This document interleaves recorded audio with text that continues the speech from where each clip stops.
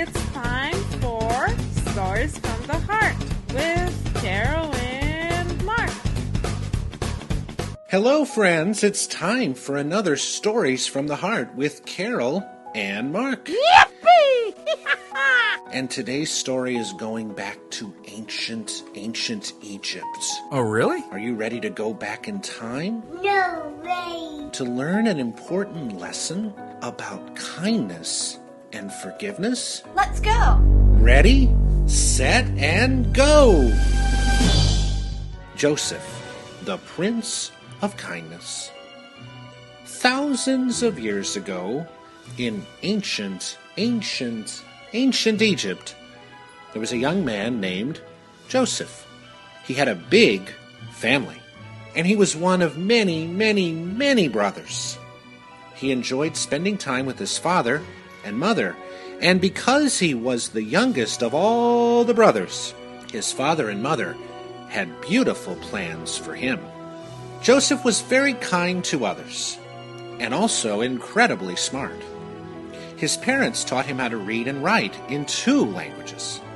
While his brothers were working in the fields, Joseph would have his lessons. And also, God gave him a special gift, the gift of seeing the future through beautiful, loving dreams. From time to time, when he woke up, Joseph would tell his parents the dreams he had had in beautiful language, which sounded like a poem, which was filled with love and kindness. He would tell his parents that he saw himself living in another city with the power to make important decisions, helping all the people in that city and saving them from destruction. This is why Joseph's brothers became jealous of him. They had to work long hours tilling the soil and tending the flocks of sheep. After hearing dozens and dozens of reports of dreams and watching Joseph read while they worked, the brothers became very jealous of him. One night, they decided to separate him from his family, secretly sending Joseph away during the night to the big capital city. Joseph no longer had a home or a family to count on.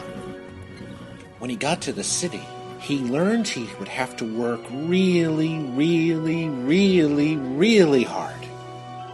And he got lucky. He got a job working for the emperor in his beautiful palace with hundreds of rooms connected by beautiful gardens and marble corridors with gold around every pillar. Important people like the king or queen, however, who were called the emperors, didn't know that they could completely trust him. They believed the lies that were swirling around about Joseph, that Joseph was dishonest to the king and was trying to take advantage of his new position with the emperor to get power for controlling Egypt.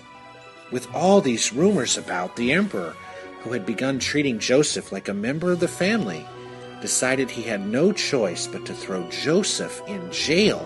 So Joseph lived in a small cell, surrounded by one dying tree. He spent his days talking to 2 other prisoners and taking care of the tree. His heart was so filled with love and kindness that he began to treat the prisoners in the tree like members of his family. He tried to help the prisoners by telling them what he knew about their future. He treated the tree with so much love that the tree became beautiful and strong, suddenly bursting with beautiful flowers. One day, everything that Joseph told the prisoners became true. He told one of the prisoners that he would become a servant to the emperor. While the prisoner never believed him, Joseph's kindness seemed to go through all disbelief and make him feel like he was trusted.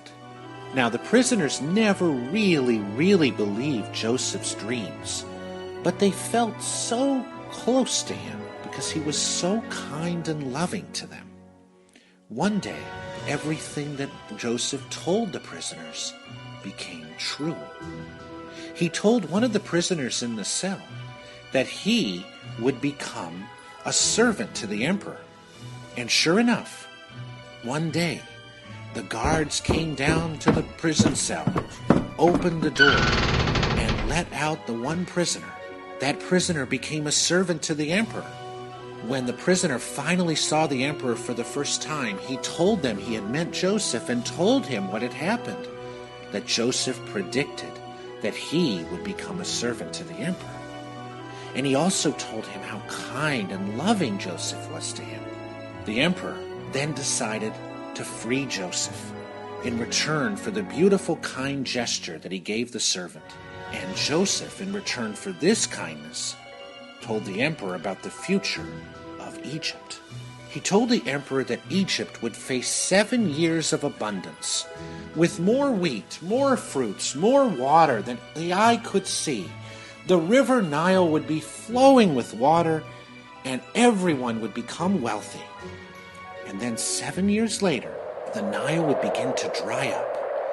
Egypt would be facing with a terrible drought, turning the real wheat fields into dry, parched land, and the fruit trees to shrivel up.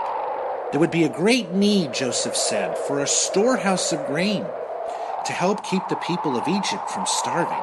Trusting the kind words of Joseph, the emperor developed a plan to help the people of Egypt. He built a huge storehouse for grain on the mountain.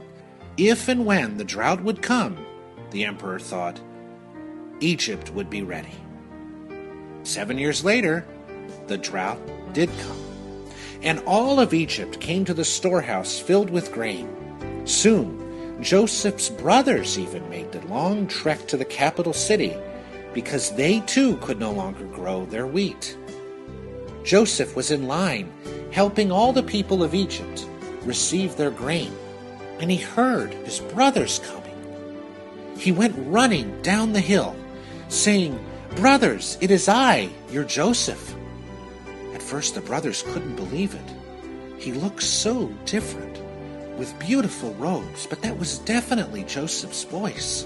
They hugged and embraced Joseph and cried and said how they had lived 7 years in guilt for what they had done to their brother. They embraced Joseph, wishing for his forgiveness.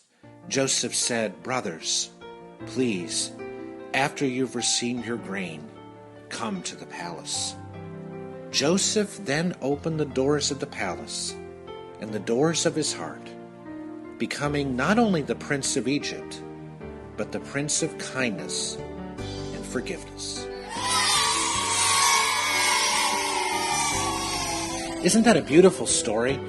And it tells us something so important. It tells us about the power of kindness.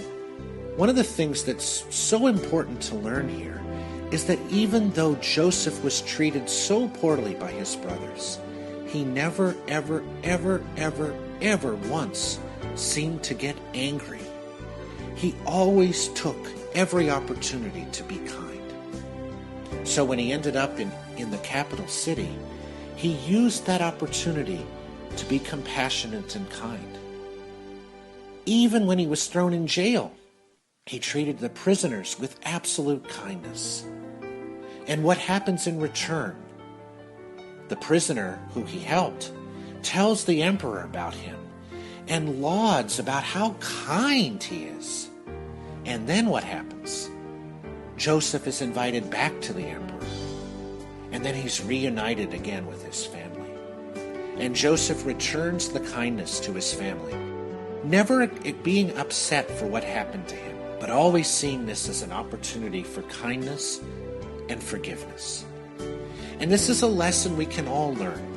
When people treat us badly, let's look at this as an opportunity to be kind and forgiving to them.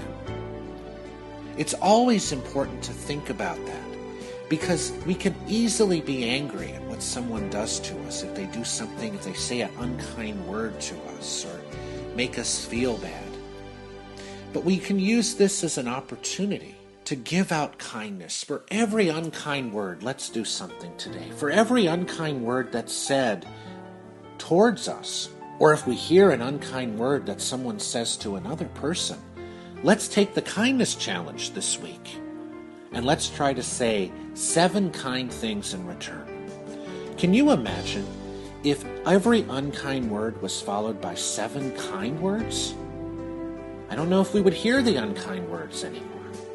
It's such a beautiful challenge. I think let's all try it. I'm going to try it this week, and I'll ask Carol to do it as well, and we'll all tell you next week how it happened. We'll all talk about the kindness challenge. Let's go. Yippee! So let's right now say a prayer. Beautiful spirits, thank you so much for this lovely gift of the story of Joseph, which teaches us this important lesson about the importance of kindness and forgiveness, and about how important it is to love and to serve others. Joseph was such a model of love and kindness that no matter what happened to him, he always responded with love and kindness. Let's all take this challenge together to be kind and loving to everyone. And let's all remember that all the time, God is with us, just as God was with Joseph when he gave him the beautiful dreams that told him about the future. God is with us every night in our dreams as well, helping us to be kind and loving to others. And so be it. This has been another Stories from the Heart with Carol and Mark. We love you. Bye.